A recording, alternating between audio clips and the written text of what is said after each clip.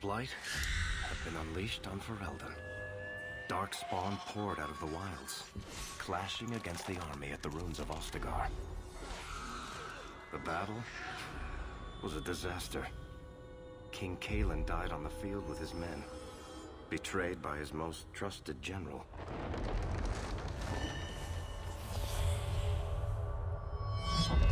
Unopposed, the Horde marched on the village of Lothering.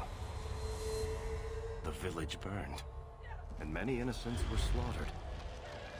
The champion's family barely escaped in time.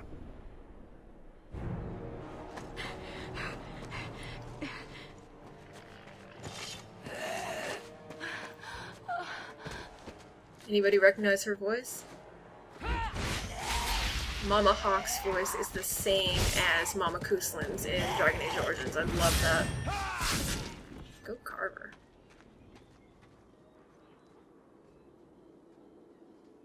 Alright guys, I'm really sorry if you can hear that music from outside. I can't control my neighbors. For the moment, make us save us. We've lost it all. Everything your father and I built. Alright. We have to get out of here while we still can. Yes, you're right. We should have run sooner. Why did we wait so long? See, Bethany looks different now. Why are you looking at us? We've been running since Ostagar. That is a mod that I assembled by myself. I just wanted her to look a little bit younger, closer to the 18 years that she's supposed to be. I sort of toned down the makeup a bit, just because I'm not really a wear makeup all the time kind of person. And Carver no longer has his usual, what's it called? Guardsman's tunic or whatever. Alright guys. Are you two insane? If we stand around, we'll die. Please, listen to your sister. Then let's go. Lead on. It was really hard for me to find armor that was appropriate for Carver, I must say. Oh, and you'll see that Bethany no longer wears her little flower girl apron, which drove me crazy. But anyway, yeah, Carver was difficult. There were a couple of unibody models. I couldn't just switch out his armor for anything, because a lot of them are piece by piece, which is good for Hawke, but not good for companions. Because if you only do, like, a torso piece, then you're not going to have any arms or legs, you know what I mean? So, but I figure this one is sort of close. It might be a little bit too rich considering they came from Lothering, but on the other hand, it is a bit flashy, and I think Carver does have a real complex about not being able to stand out, so.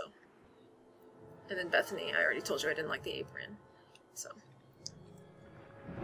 Leather jerkin kind of thing. Alright, so there's my Mabari. He looks different too, as you can see. Alright.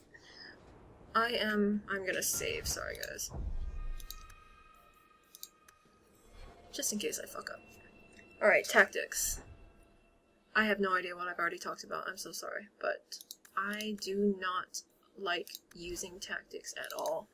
Just, I like to have a lot of control over what each of my characters and companions do. It means less wasted talents. You know, Bethany will sometimes, if you leave her to her own devices with tactics, then sometimes she'll fire her, you know, she'll do fireball if there's enemies clustered, but if enemies are in motion already, you know, you're gonna it's inevitable that she's gonna miss some of them. Things like that. And in any case, the situation changes during battle pretty quickly in this game, so I like to be able to cancel moves dynamically when I need to. Alright, enemies are gonna spawn. Okay.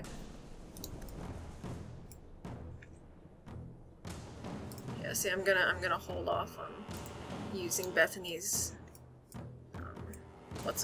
fireball spell, because I don't want her to waste it. I think I'm actually gonna have them all hold here. So, alright, Bethany, you can do that. I'll let you.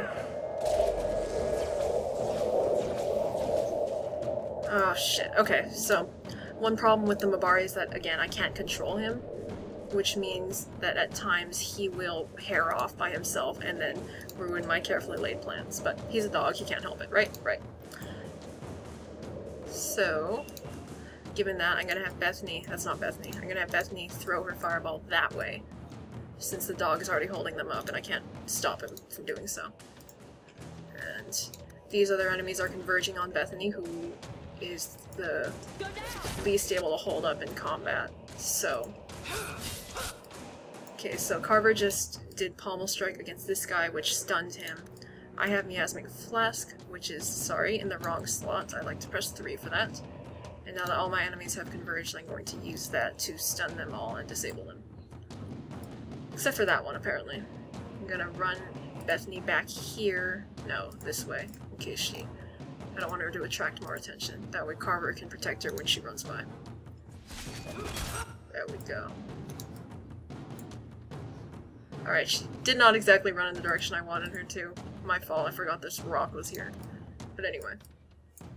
Although it's not actively noticeable or anything, you do more damage. Or, okay, no. You have a higher chance of doing crits when you strike from behind. So that is why I moved Hawke to the back, and I'm gonna let Carver take all the heat for now. Alright, Bethany, back the fuck up.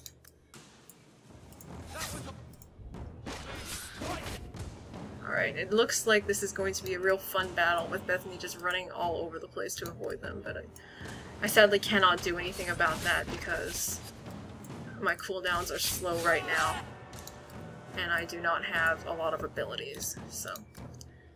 One of the, this is actually one of the pitfalls of many RPGs I've played, which is that, at the harder levels of difficulty, what usually ends up happening... Okay, Carver. Carver needs to intercept these guys so Bethany can start running away. Anyway, one of the pitfalls that I've noticed is that the difficulty curve is a little bit weird. Usually... Basically what happens is that from levels 1 to 10 on hard levels of difficulty, it's kind of rough going, not because the enemies are overpowering, but because your PC and your companions don't have a lot of abilities yet. I mean, they're a little bit weak sauce, so it's very difficult to dispatch enemies as quickly as you might like. And then after level 10, it's sort of levels off. Sorry for the excessive use of that word, but after level 10 I find that I can hold my own pretty well. I still have to strategize, but it's not like battles don't progress painfully slowly.